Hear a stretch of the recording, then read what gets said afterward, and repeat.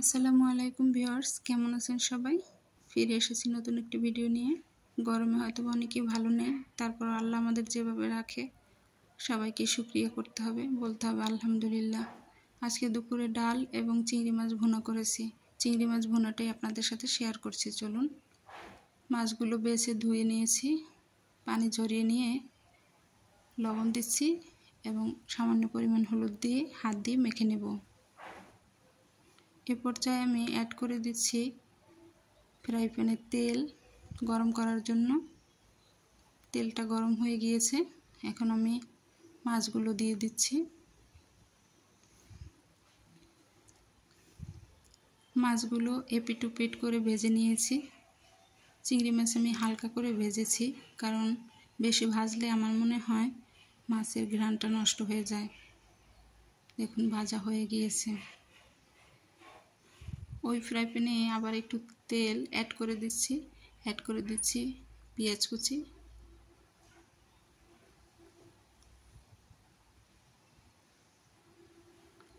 Add করে দিচ্ছি কাঁচামরিচ এবং নেড়েচেড়ে বাদামি কালার করে ভেজে নিব।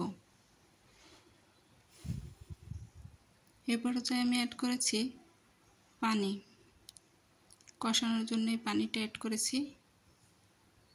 এখন আমি অ্যাড করব পেঁয়াজ বাটা।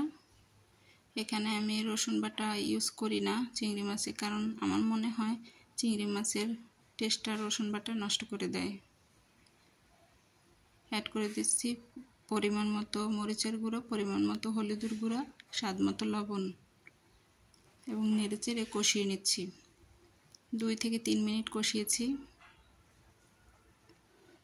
দেখুন কষানো হয়ে গিয়েছে। এ পর্যায়ে আমি মাছগুলো দিয়ে আবার 2 মিনিট কষিয়ে নিব। দেখুন লুকটা কেমন এসেছে মাছগুলোর, মনে হচ্ছে এখনই খেয়ে নিই। এ পর্যায়ে কষানোর পরে অ্যাড করে দিচ্ছি পানি, পরিমাণ মতো দিব। 5 মিনিট থেকে 6 মিনিট রান্না করেছি, আমার মাছ কিন্তু রান্না হয়ে গিয়েছে। চলুন গরম গরম সাজিয়ে দিই। এখন